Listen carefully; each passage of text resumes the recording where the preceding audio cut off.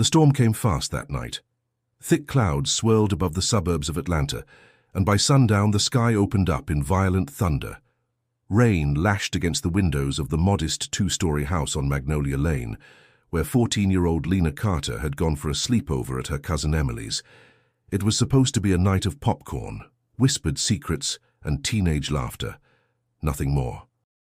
Inside, the two girls curled up on the living room floor with blankets and a stack of DVDs, the TV flickering soft light across their faces.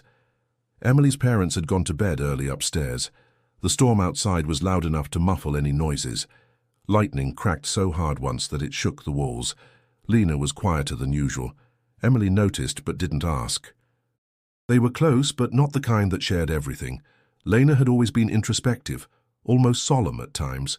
She looked older than her age, not in face, but in presence. That night she kept glancing toward the hallway, as if expecting someone to appear. "You okay?" Emily finally asked. Lena shrugged. "Just tired. Storm's making me nervous, that's all." Emily nodded. "Yeah, same." "You want to sleep in my room?" Lena hesitated, then gave a small smile. "No, I'm fine here." Emily climbed the stairs, yawning. "All right. Night." It was the last time she ever saw her cousin. The next morning, the storm had passed, leaving behind soaked sidewalks and broken branches. The sun was already heating up the wet ground when Meredith, Emily's mother, came downstairs and noticed the blanket on the floor folded neatly. The DVD case sat untouched. Lena's shoes were by the door. Her phone was on the kitchen counter, charging. But Lena was gone. At first they thought maybe she'd stepped outside. Maybe she'd gone for a walk. But the front door was still locked from the inside. Windows shut. No signs of forced entry. Panic didn't set in immediately. It crept in slowly, like the realization of a forgotten dream slipping away. When Lena's mother arrived, her screams filled the house. The police came within the hour. Detective Ray Morales was already burned out by then. 15 years on the force, and he had seen enough broken families to know how these stories ended. Still, something about this one got under his skin. Lena's face, in the photo her mother handed over, was unreadable. Not sad, not smiling. Just there, quiet, searching. He walked the perimeter of the house. No footprints in the muddy yard. No signs of struggle inside.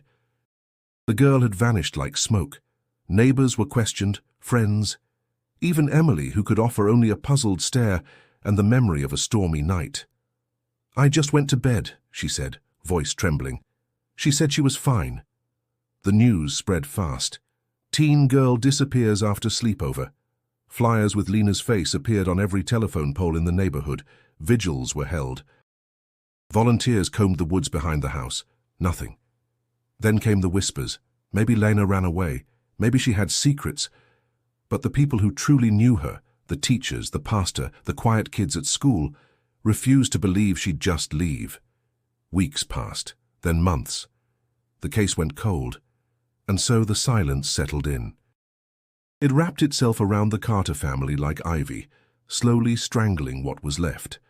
Lena's mother stopped leaving the house. Her father moved to another state. Emily's family stopped talking about that night altogether. The house on Magnolia Lane stood untouched, frozen in time, like the world was waiting for something to give. 13 years would pass before anyone found out what really happened to Lena Carter. But before we go any further, make sure you're subscribed to the channel. This story is only getting started, and you won't want to miss a single part of what's to come, because sometimes the answers we seek are buried in silence, and sometimes silence is louder than any scream. The days after Lena's disappearance passed like a blur, thick with grief, suspicion, and unanswered questions. The Carter family unraveled quietly, one fragile thread at a time. Lena's mother, Evelyn, stopped going to work within a week. Her job at the dental clinic didn't matter anymore. She spent her days staring at the hallway, her nights pacing the living room, listening for a knock that never came. She left the porch light on every evening, hoping it would guide Lena home. It never did. Her husband, Charles, wasn't built for silence. He threw himself into the search, organizing volunteers, hiring a private investigator, shouting at detectives when leads dried up. But it didn't last.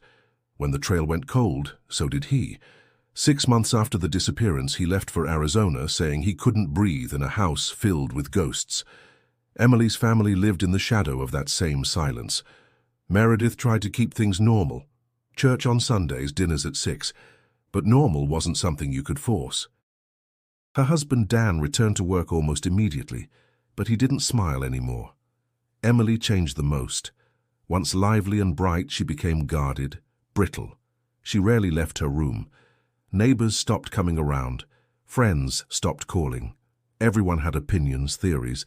Whispers spread through PTA meetings and grocery store aisles. Why had Lena been left alone downstairs? Why hadn't Emily checked on her? Why didn't the family say more? The weight of the unspoken became unbearable. Meredith felt it every day. She replayed the night in her mind constantly. Had she heard something strange? A creak, a voice, a door closing? She wasn't sure anymore.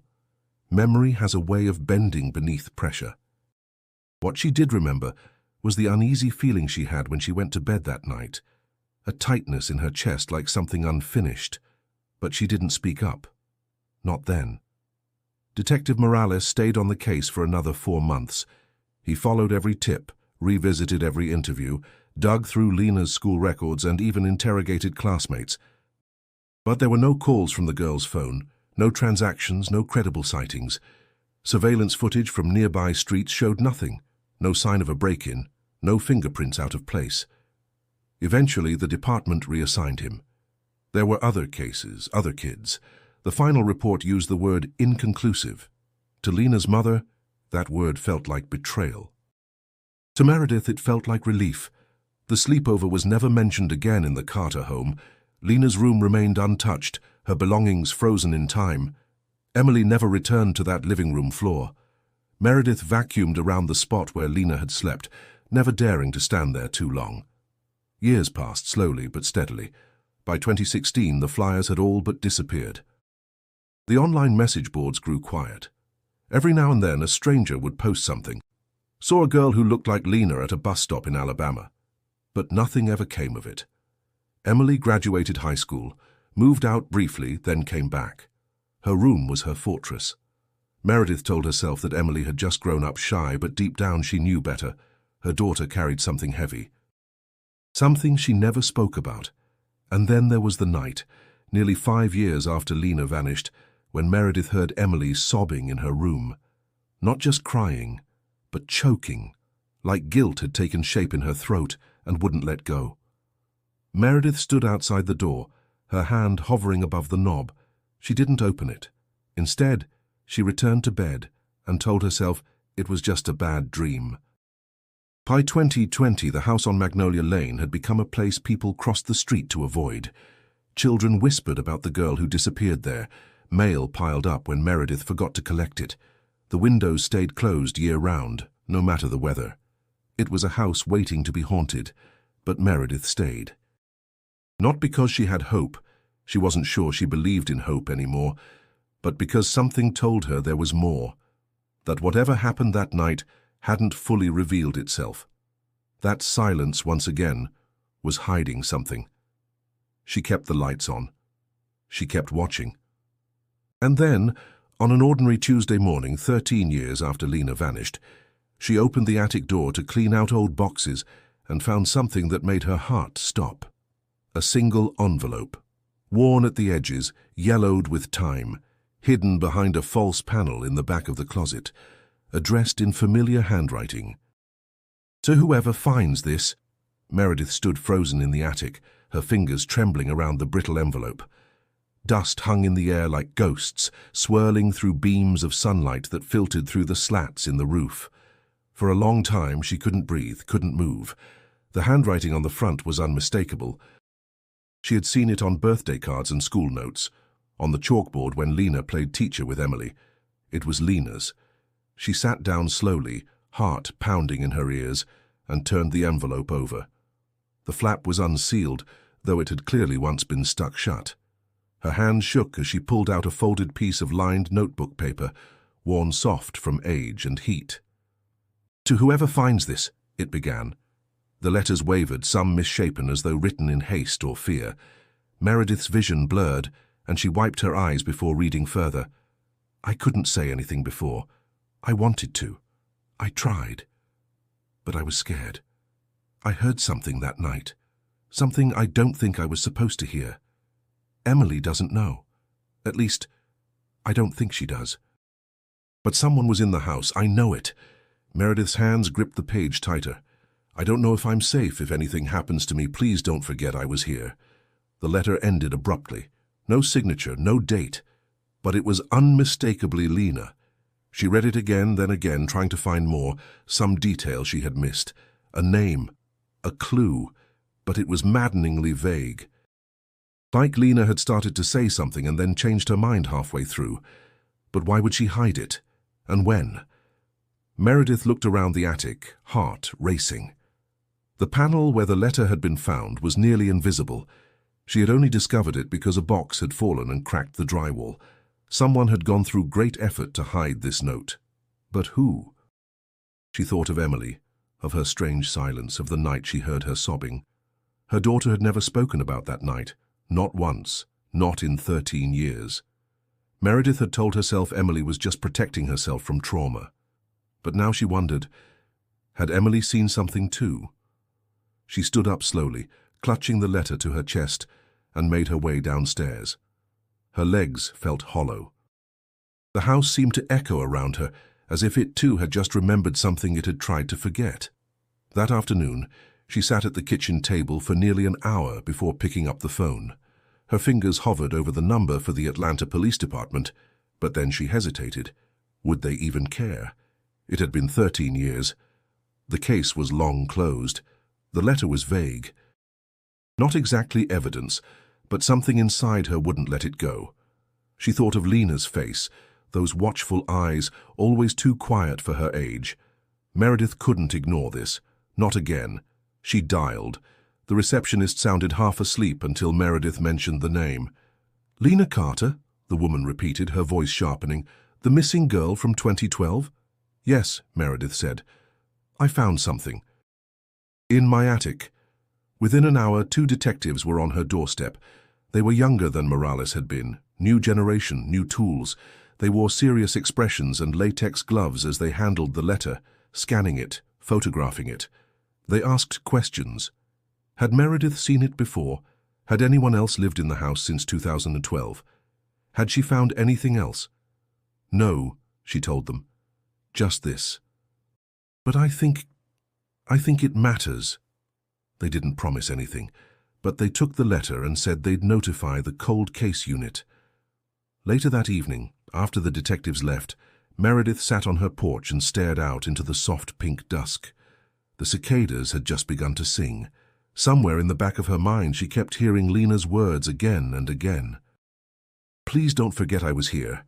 She wouldn't forget, she never had. But now someone else knew, now the silence had been pierced.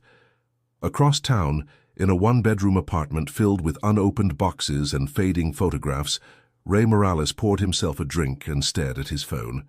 He had just received a voicemail from Atlanta PD. Something about a letter. From a girl who should have never disappeared. Ray Morales hadn't thought about the Carter case in years. It had been one of those files he couldn't shake, no matter how many others he took on. When the call came, he was sitting alone, watching the dust move through a shaft of light in his apartment, a glass of bourbon in his hand. He listened to the voicemail twice. A letter, found in the house. Handwriting matches the victim's possibly new evidence. By the 3rd time, he was already reaching for his coat. The following morning, Morales arrived at the station. The faces were newer, the badges shinier, but the case file was the same. Old papers, yellowed with time, photographs of a girl who hadn't aged a day in them. He sat across from 2 young detectives who laid out the letter like it was some kind of relic, and to Morales it was. He read it slowly, absorbing each curve of the letters, each uneven stroke.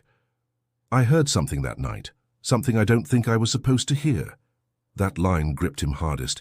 It wasn't a diary entry, it wasn't a girl venting her feelings. It was fear. Fear wrapped in silence. He leaned back, rubbing his temples. Who found this? Her aunt, Meredith Carter, lives in the same house where it happened. Morales exhaled through his nose. 13 years later. We've reopened the file under cold case review protocol, one detective added. We're pulling background on everyone who was in the house that night. We're also re-examining the original scene notes. Something might have been missed. Morales looked at the letter again. She didn't just run away, he said quietly. This confirms what I felt the whole time. She knew something. Maybe someone was watching her. Maybe she saw them. Whatever it was, it scared her enough to write this. What do you suggest we do next? Start with the cousin. Emily. She lived in that house. She was there that night. Morales insisted on being present for the interview. It wasn't official, he had no authority anymore. But no one objected. His reputation still carried weight. They found Emily working part-time at a bookstore across town. She looked older than 27, though not in the way that came from age, more from something buried. Her eyes darted too quickly, her smile too fast. She agreed to come in voluntarily. At the station, seated in a small interview room, she tapped her foot non-stop. Morales sat beside the detectives, but let them lead, for now. Emily, one of them began gently, we found a letter in your parents' attic, written by Lena. Emily froze. The detective continued. She wrote that she heard something that night, that she was scared. Emily blinked fast. What kind of letter? We believe it was written the night she vanished, or maybe shortly before. Emily looked down at her hands. I don't know anything about that. Did Lena seem different to you? Morales asked. Nervous? Frightened? I was 14. I don't remember. You don't remember that night? Her voice caught. I remember she was quiet, that's all. Morales leaned forward. Emily, if you know something, this is the time. That letter, she was crying out for help in the only way she knew how. You were there. You were her cousin. Emily's eyes shimmered, but she said nothing. They released her after an hour. No confession, no new facts.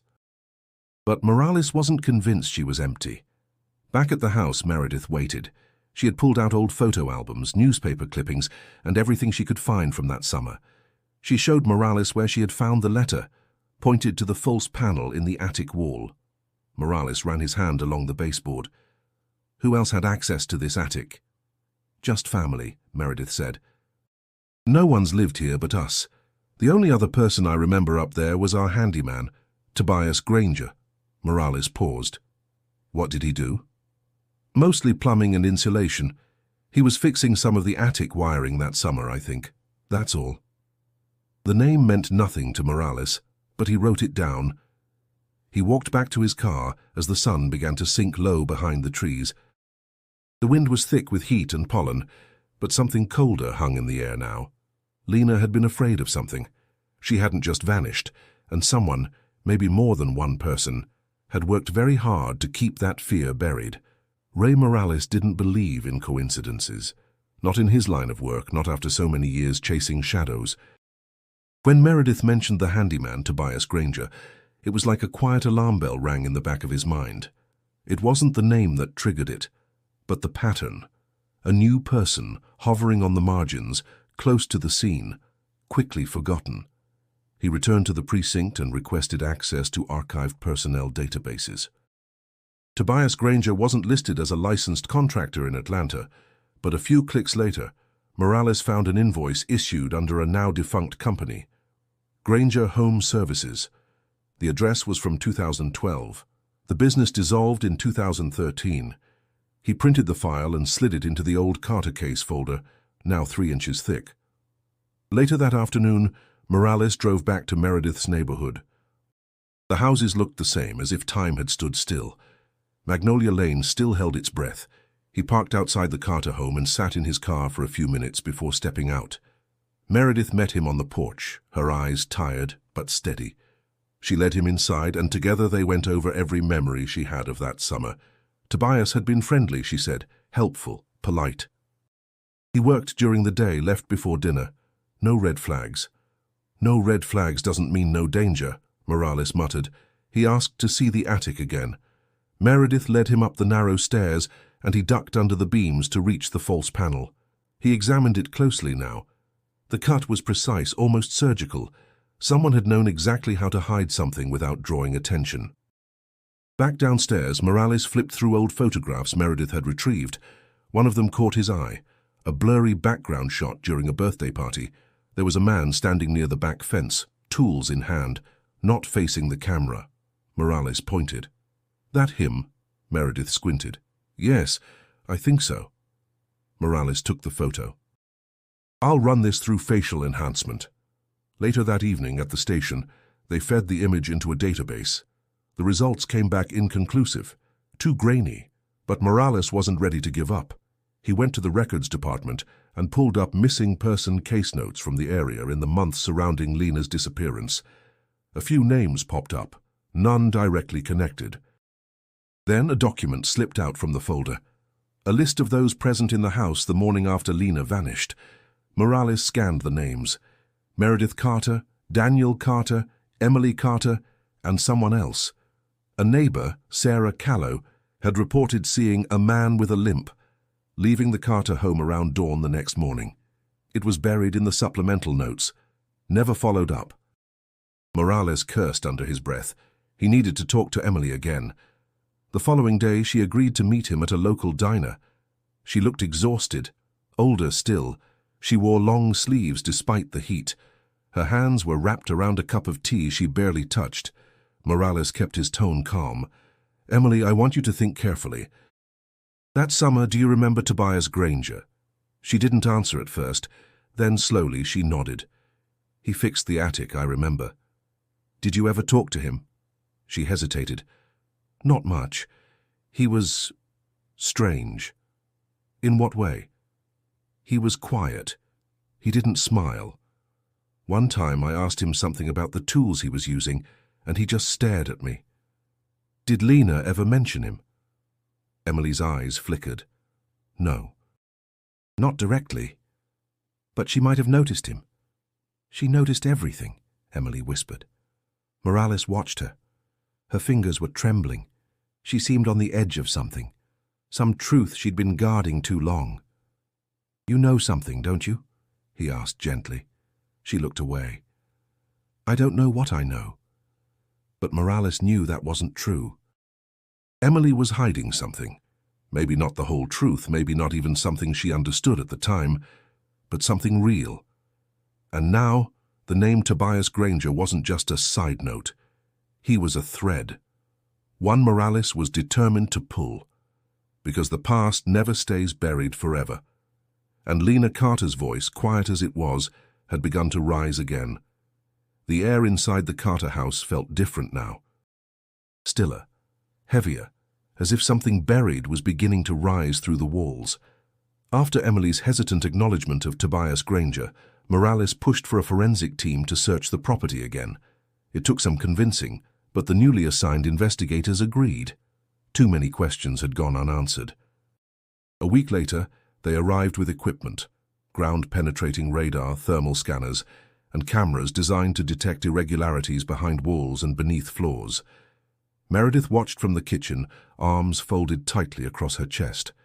She hadn't told Emily about the search. She wasn't sure how her daughter would react or what she already knew.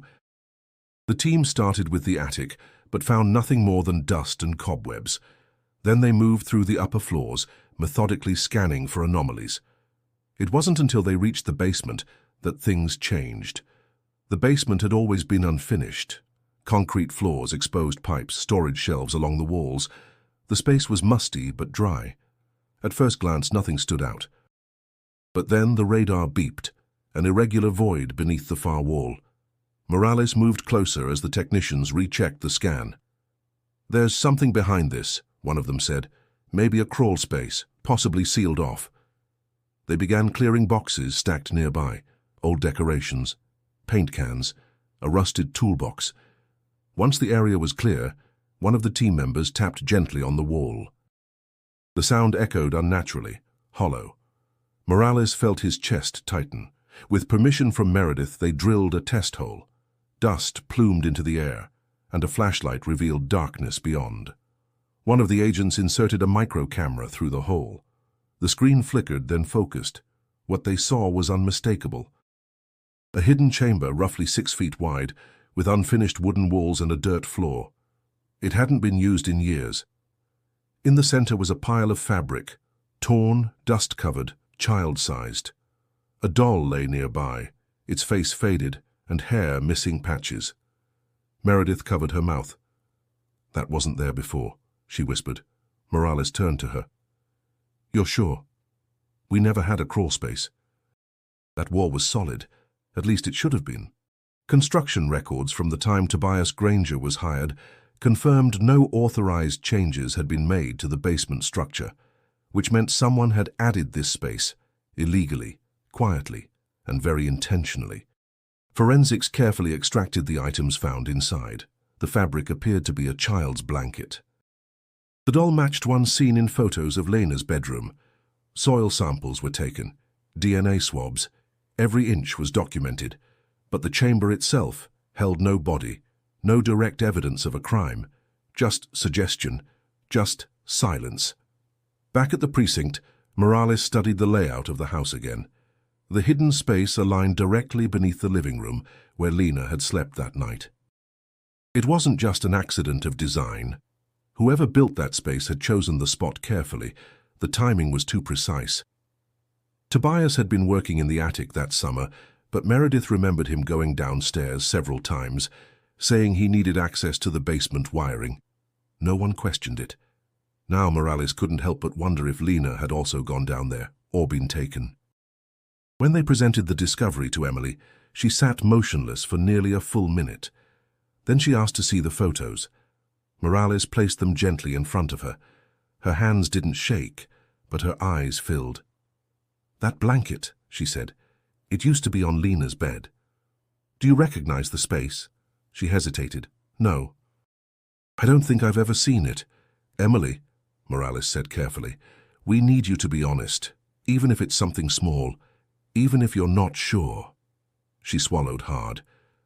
"There's one thing," she whispered. "I didn't think it mattered. I heard something that night." "What kind of something?" "Like floorboards creaking, twice, around midnight. I thought maybe my dad got up. Or maybe Lena needed water. I didn't check." Her voice cracked. "I didn't check." Morales nodded, letting the silence stretch. It said more than words ever could. Whatever had happened that night had started in quiet. And now, one piece at a time, that quiet was being pulled apart. And in the space beneath the floorboards, the truth had begun to stir. The photos of the hidden chamber haunted Emily for days. She carried them in her purse, not out of curiosity, but because she couldn't bring herself to throw them away. They burned behind her eyes every time she closed them. The blanket, the doll, the darkness. The space beneath the house she had lived in, slept in, eaten in. A space she never knew existed. Or maybe, deep down, she had always known something was there. Morales reached out to her again, more gently this time. Not at the station, not with tape recorders or interview rooms, just a quiet request to talk. She agreed, on one condition: it had to be alone. They met at a park near the river, far from anyone who might overhear. Emily sat on a bench, eyes fixed on the water. "I can't live like this anymore," she said quietly. "I've carried it too long." Morales sat beside her, waiting. "I didn't know what it meant at the time," she continued. "I didn't want to know, but I think I always felt it." She gripped the edge of the bench. "That night, after we watched movies, I went upstairs. I left Lena alone downstairs, like we said. She wanted to sleep there." He nodded, letting her go on. "I got in bed and the storm was still loud. I remember that clearly. Thunder, wind, everything shaking. And then—" She paused. "I heard the stairs just once. A creak, someone coming up or going down." "You didn't check?" Morales asked. She shook her head. "I was tired. I thought it was Lena or my dad. Then I heard a door close. Not a slam, just soft, like someone being careful. And then nothing. Silence. The air thickened between them. I stayed in bed," she whispered. "I just stayed." Morales didn't press. Not yet. Emily looked at him, her face pale. "There's more." He waited. "A few weeks before Lena came over, my uncle was at the house. Clayton, my mom's brother. Morales's brow furrowed. I thought he lived out of state. He did, but he showed up out of nowhere that summer.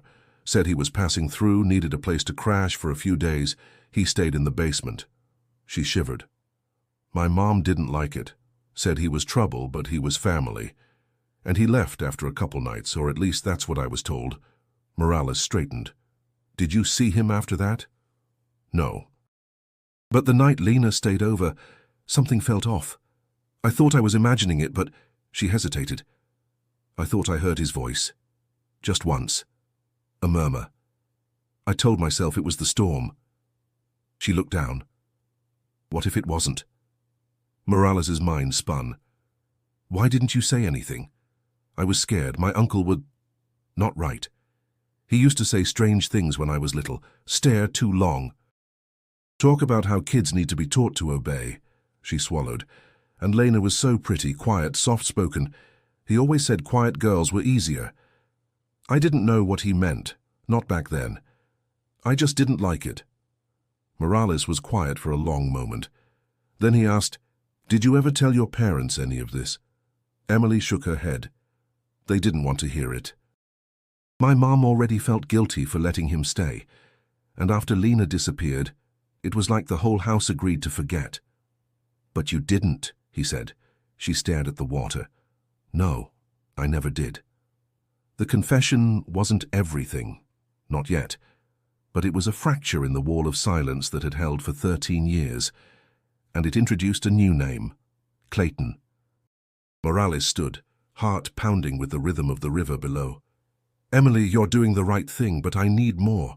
Anything you remember, even a whisper. She nodded slowly. I'll try. As he walked back to his car, Morales felt the weight shift. This wasn't just about a hidden room or a missing girl anymore. This was about something darker, something that had been in that house long before Lena Carter arrived, and the truth, whatever form it took, was finally beginning to surface. Emily didn't sleep the night after her talk with Morales. Shadows curled along the ceiling as she lay awake, her thoughts circling the edges of things she had tried to bury. But memory, once stirred, does not return to sleep quietly. It pulls and claws until the door swings open. By morning, she called Morales again. I remembered something, she said. I need to talk. They met in the same park. She looked paler now, her hair tied back, her voice steady but low. I lied, she began. Not everything. But that night, I didn't just hear something. I saw him. Morales leaned in, his breath caught. I got up to use the bathroom around 1 in the morning. I stepped out into the hallway and looked down the stairs. There was a light in the basement. Dim, flickering. We never left that light on. She swallowed. I walked a little closer, and that's when I saw someone at the bottom of the stairs. Just a silhouette, tall, still. Watching. Did you recognize him? I couldn't see his face, but the way he stood, shoulders hunched, head turned slightly, it looked like Clayton. I ran back to my room, locked the door. I told myself I was dreaming. Morales kept his voice even. You never told anyone. I was 14. I thought no one would believe me. And the next morning... Her voice faltered. She was gone. Emily reached into her bag and pulled out something small, an old necklace, its silver chain tangled. A tiny pendant hung from it, shaped like a crescent moon. This was Lena's, she said. I found it in the laundry chute 3 days after she disappeared. I was too scared to say anything. I hid it. Morales took the necklace carefully, as if it were made of glass. He recognized it from the case photos. It had been listed among Lena's missing personal items. You still believe it was Clayton, he said. Emily looked away. I don't know what to believe, but he was there that summer, and something wasn't right about him.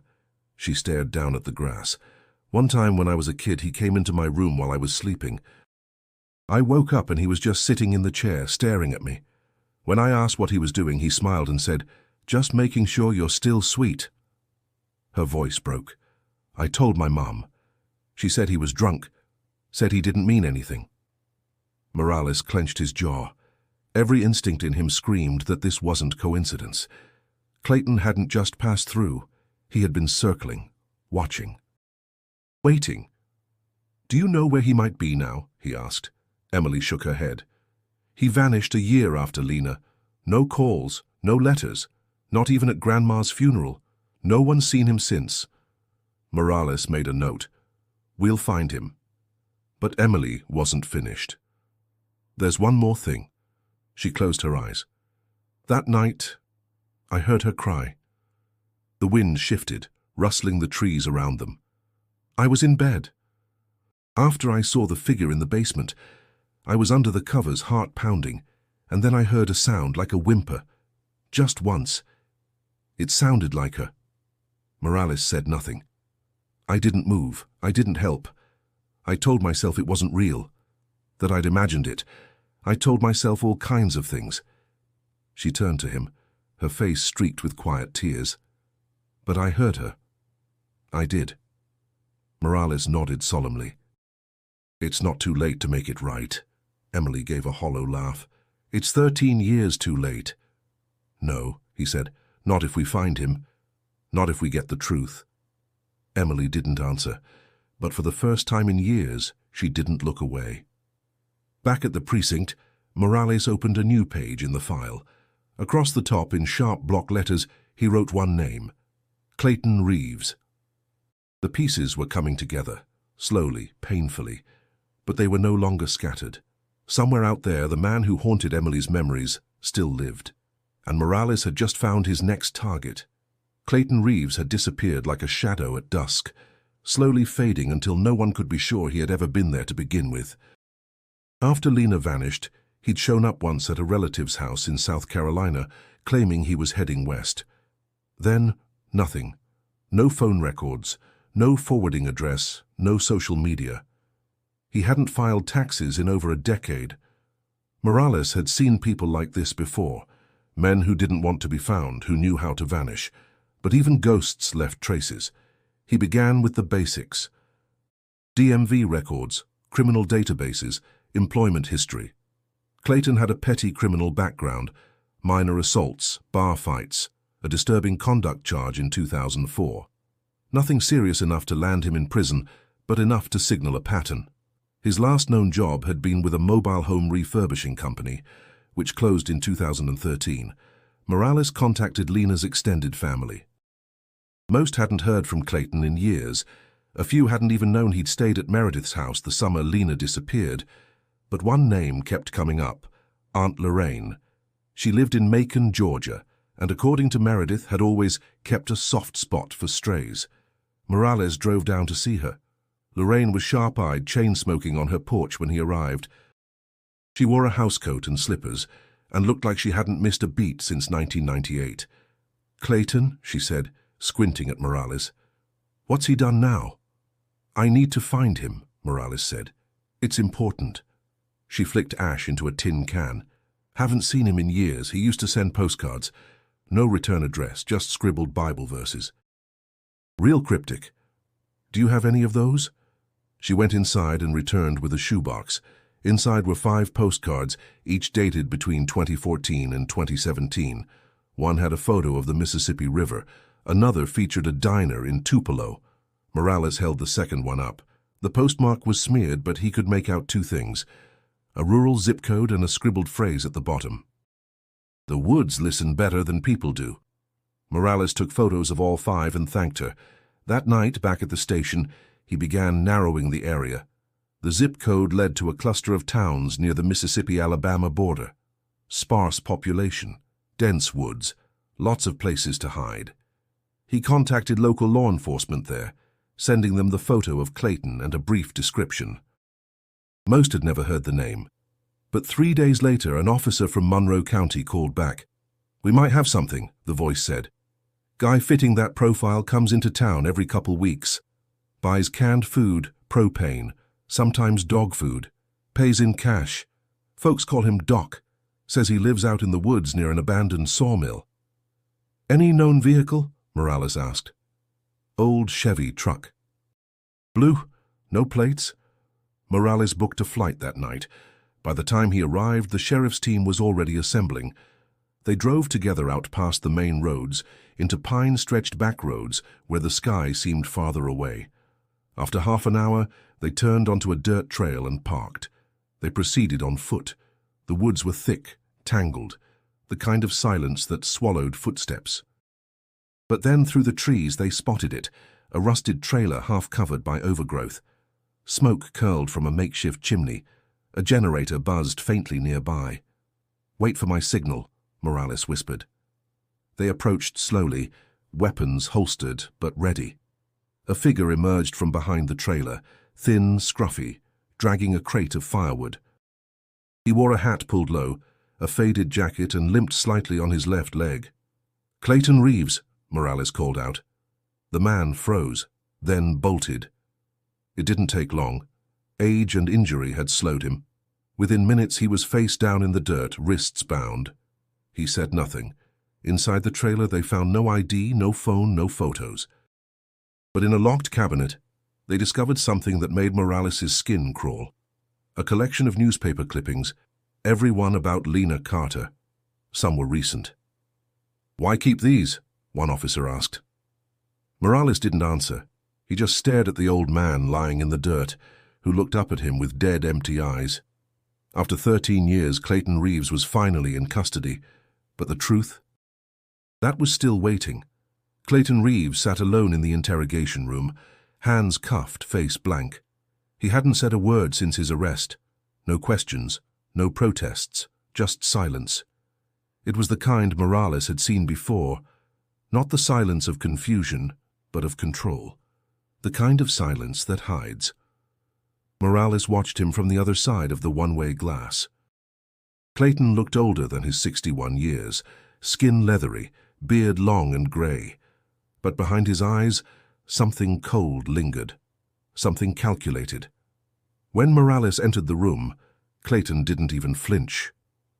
"You remember me?" Morales asked. Clayton looked up slowly. "You're the one who kept sniffing around after that girl." Morales sat. "Lena Carter. She was your niece's cousin. Was she?" Morales slid a photo across the table. It was from the case file, Lena in a red hoodie, looking straight into the camera. Clayton glanced down, then away. "Cute kid."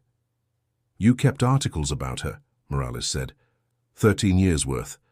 "I like mysteries." Morales' jaw clenched. "That's all this is to you? A mystery?" Clayton didn't answer. But the evidence was piling up. Forensics confirmed the items in the hidden basement space. Blanket fibers, the doll, matched Lena's belongings. DNA on the necklace Emily found had come back with partial familial markers.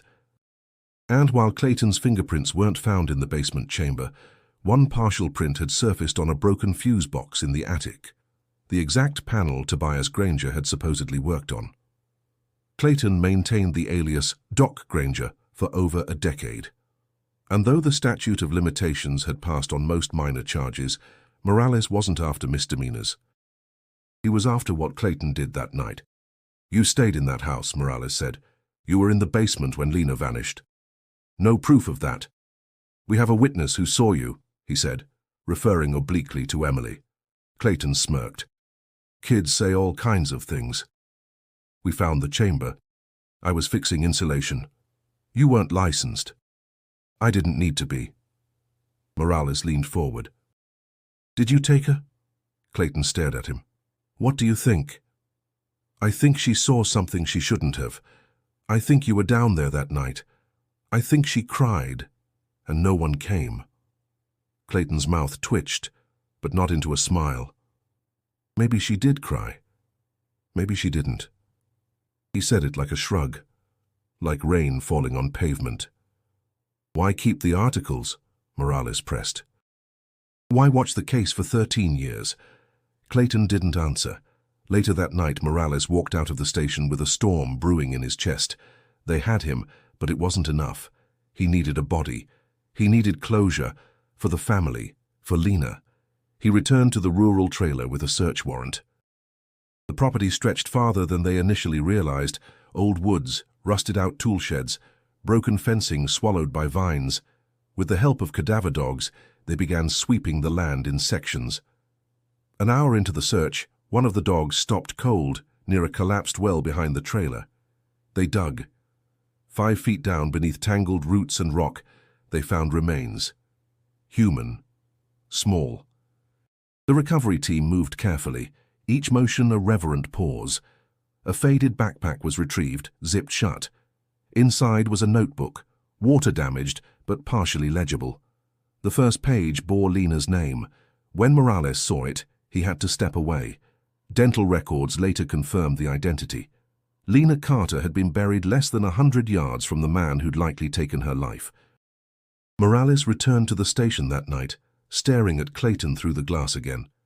"She's been found," he said flatly. Clayton blinked once. "Took you long enough." "You could have ended this years ago." He shrugged. "People like you need to chase, gives your life meaning." Morales's hands curled into fists, but he didn't speak again. He just walked out. They'd get their confession eventually, piece by piece, but Morales no longer needed it. The truth was in the dirt, in the notebook, in the silence that now screamed too loud to ignore. The girl who vanished was no longer missing. She had been waiting to be found. The remains were transported under heavy protocol to the State Forensic Lab in Atlanta. Morales rode in a separate vehicle, eyes fixed on the road but mind drifting to the image of the well, overgrown, forgotten, silent. He had seen many crime scenes in his career, but this one refused to settle in his mind.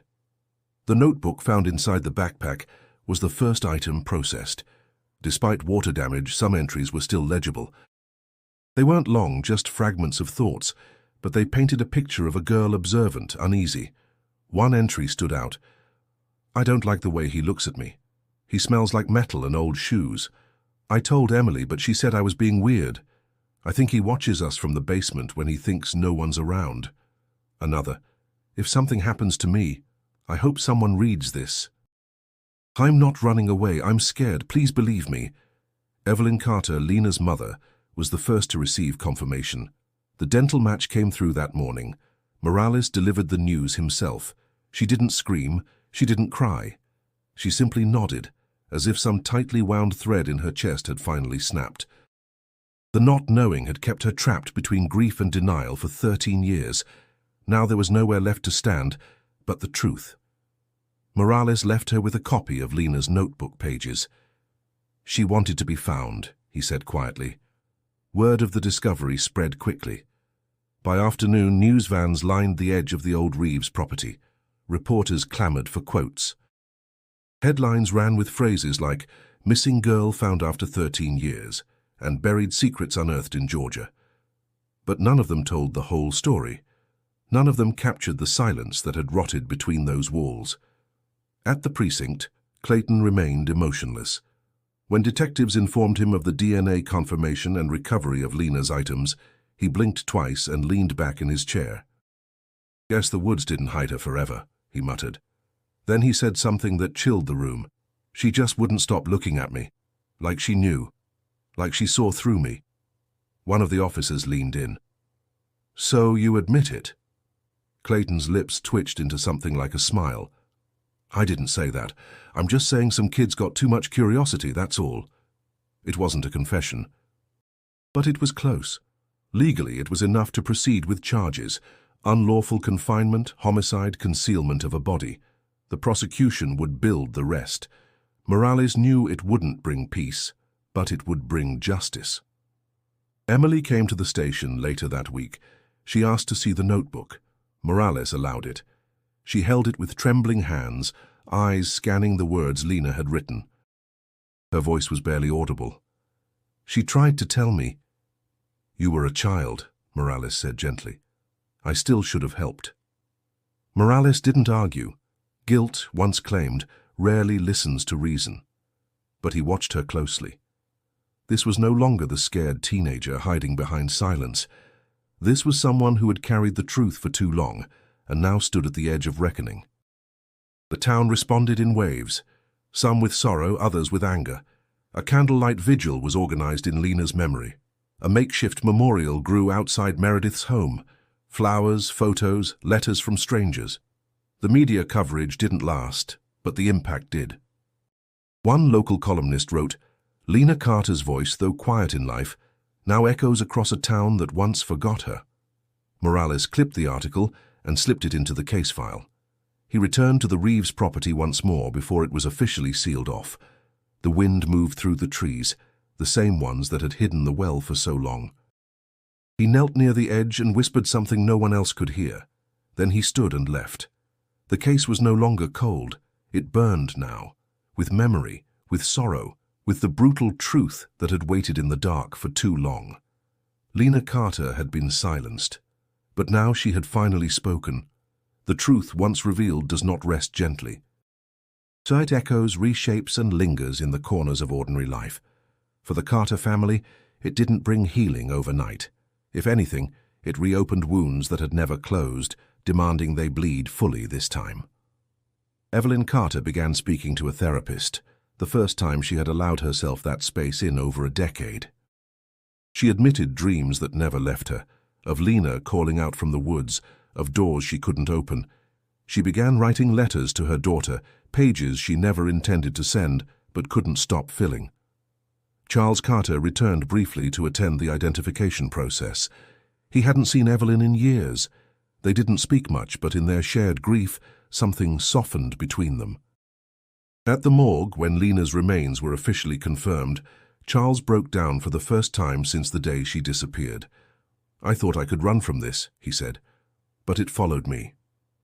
Meredith Carter kept her house quieter than ever. The memorial items left by strangers overwhelmed her. Every flower felt like a small apology. Every card a quiet accusation. She read them all, then packed them away in a wooden chest, a kind of time capsule for the weight they carried. She spent her nights sitting in the kitchen, staring at the attic door, the place where the letter had been found, where Lena had whispered one last plea to be remembered. Emily unraveled and rebuilt herself at once. She checked herself into a facility for trauma recovery. Not for the headlines, not for the town's forgiveness, but because she needed to breathe again without the weight of that night pressing against her lungs. In group therapy, she spoke about Clayton, about the moment she realized her silence had cost more than she'd ever wanted to believe. "I was just a kid," she told the room, "but I saw, I heard, and I didn't move." No one blamed her. But she had to say it out loud anyway. Morales, meanwhile, drifted between closure and exhaustion. The case had ended, technically. Clayton was being held without bail, awaiting trial. The DA prepared charges strong enough to ensure he would never walk free again. But Morales knew cases like this didn't really end, not for the people who lived them, not for the ones who carried them. He spent hours alone in the evidence room, rereading Lena's notebook, the short entries, the fear, the insight. She knew something, he said to a colleague. She felt it, before it happened. She was brave, the colleague replied. Braver than anyone gave her credit for. The community began responding in small but meaningful ways. A scholarship fund was created in Lena's name, meant to support young girls in underserved neighborhoods of Atlanta, those who were often unseen, unheard. Schools in the district implemented new training for teachers and counselors, focused on recognizing signs of distress, especially in quiet students. The vigil held in Lena's honor was unlike the one 13 years before. This time people stayed. This time the silence was shared. Emily returned weeks later after treatment to speak at a local youth center. She stood in front of a room full of teens and said the words she had once swallowed. "If you see something, if you hear something that doesn't feel right, say it, even if your voice shakes, even if no one believes you at first. Speak." Meredith, watching from the back, wept silently. For Morales, the final note came not from evidence or courtrooms, but from the journal of a girl who had known she might be forgotten. "If someone finds this, please remember I didn't leave, I was taken, and I wanted to come home." Those words stayed with him more than any badge, more than any case file. Lena had wanted to be remembered not as a headline but as a voice, and now her voice was finally being heard. The truth had shattered the silence, but from its ruins, something stronger had begun to rise. The church was filled beyond capacity on the morning of Lena Carter's funeral, a service held 13 years too late, but carried with the weight of a lifetime. People came who had never met her, Neighbors, former classmates, teachers who still remembered her quiet seat by the window. The casket was small and white, covered in flowers. No body remained intact enough for an open display, but that didn't matter. What mattered was presence. What mattered was the final acknowledgement that Lena was no longer missing. She had been taken, and she had been found. Evelyn stood to speak, her hands trembling but voice strong. "I used to dream of her return," she said. "But what I have now isn't a dream. It's truth, and truth, even when it hurts, is holy. My daughter mattered. She was seen. She was loved. And now, finally, she is heard." Silence followed her words, not out of discomfort, but reverence. After the burial, the town began to move in small, deliberate steps toward healing. A committee was formed to oversee the Lena Carter Scholarship Fund, designed to support girls who faced instability, neglect, or silence in their homes or schools. Applications flooded in.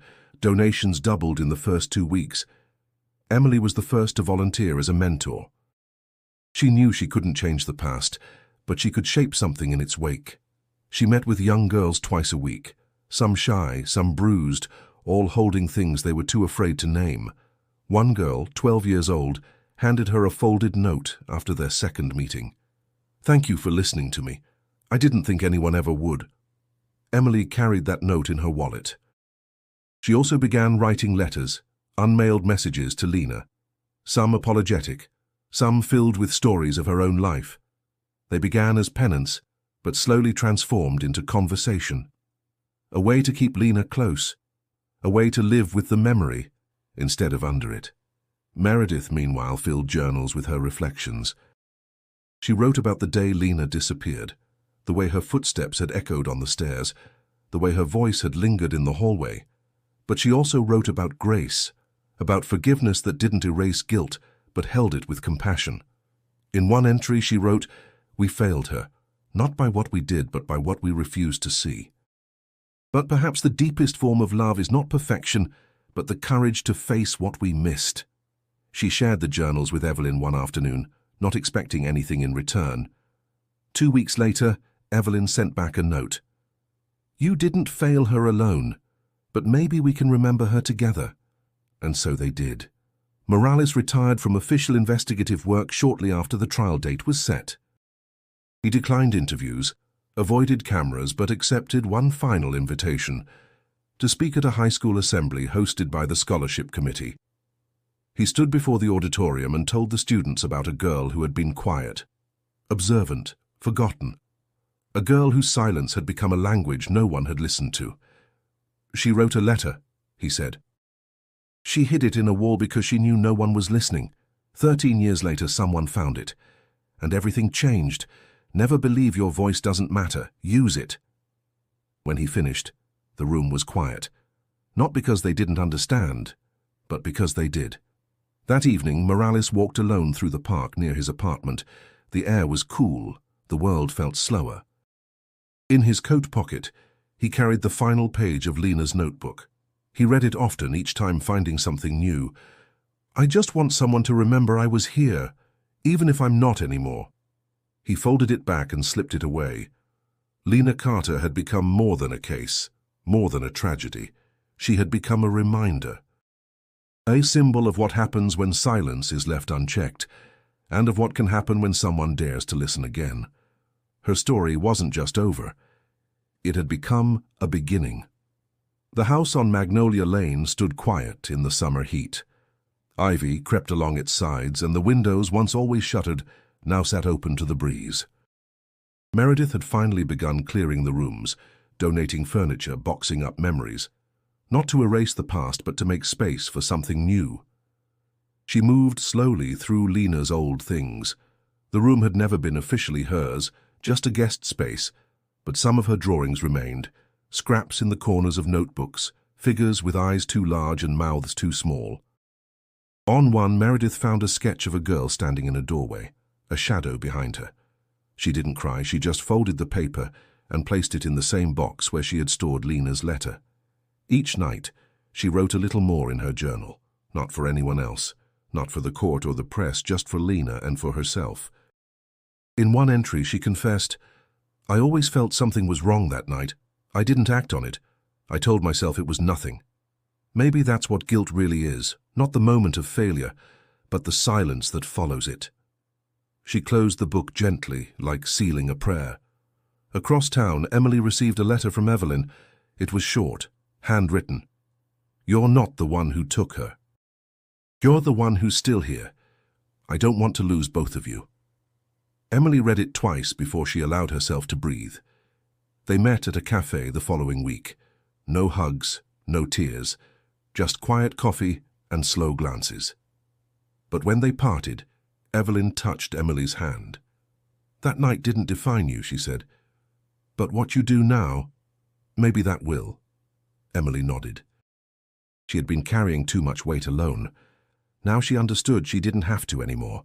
Morales, now fully retired, kept one shelf in his living room dedicated to Lena's case. Not for mourning, for remembering. There was a photo of her next to a worn leather notebook and a bronze pin he had received after closing the case. One afternoon, he received a package in the mail, no return address. Inside was a single item, a delicate ceramic bird, handmade, glazed in soft blue. Tucked inside the box was a note. "For all the ones who tried to fly, but were caged too soon. Thank you for listening." He placed it beside the photo. The town itself shifted slowly. The house on Magnolia Lane was sold to a young couple with no children. They knew its history. Meredith had insisted on telling them everything, and still they chose to live there. "We want to make new memories," the woman had said, "but we won't forget the old ones." The local middle school added a new section to its library, books focused on emotional safety, trauma awareness, and advocacy for young voices. A plaque above the shelf read, "In memory of Lena Carter. May all quiet voices be heard." At a town hall meeting, one council member proposed renaming the small park near the river where Morales had met Emily for her first confession. It passed unanimously. Lena's Park opened that fall. Its central path curved through oak trees and past a bronze bench engraved with her name. Beneath it, a line from her notebook. "I just wanted someone to hear me." One morning, Morales sat there alone, watching children run across the field. They laughed, tossed frisbees, fed birds. The world moved forward. He pulled a folded letter from his coat. It was from Meredith. "I don't expect redemption. I only ask that we keep remembering, that we keep speaking her name." And so he did. Softly. Once. Lena. Not a shout, not a plea, just a name, carried on the wind, and in that moment, nothing moved, but everything felt lighter. The house, the town, the silence, all of it, finally learning how to exhale. Meredith stood in the empty living room, the last of the boxes taped shut, the air still and clean. The house didn't feel haunted anymore. It didn't feel cursed. It felt quiet. And this time the quiet wasn't heavy. It was whole. She ran her hand along the wall where Lena's letter had been hidden. The paint was fresh now, the drywall replaced. But beneath it, she had left something sealed inside. A copy of Lena's words, laminated and wrapped in cloth, tucked behind the frame. Not to be forgotten, just to be remembered by whoever came next. Outside, the sun was rising. A new family would be arriving tomorrow. Meredith wouldn't be here to greet them. She had packed up her own life and found a small place 2 towns over. Nothing special, but peaceful and light. Before locking the door, she whispered one last time, "Thank you for speaking." And with that, she left. Across town, Evelyn visited Lena's Park alone. She walked the path slowly, her fingers grazing the tips of the grass. When she reached the bench with her daughter's name, she sat in silence for a long while. She didn't cry. Instead, she pulled out a notebook, the kind Lena would have used. She opened to a blank page and wrote, "Dear Lena, today I walked without breaking. That is your legacy." Not just silence, but strength. She left the notebook on the bench. Someone else would find it, someone else would read. Emily continued her mentorship work. She began organizing monthly circles for young girls, teaching them not just how to recognize danger, but how to trust their voice. One afternoon, a girl asked her, Why do you do this?"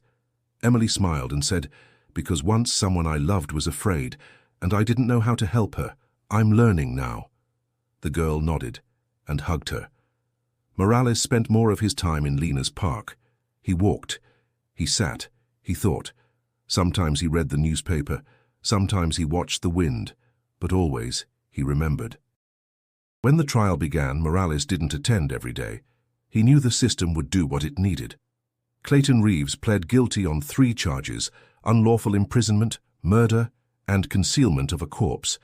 There was no show, no emotion, just a sentence: life without parole.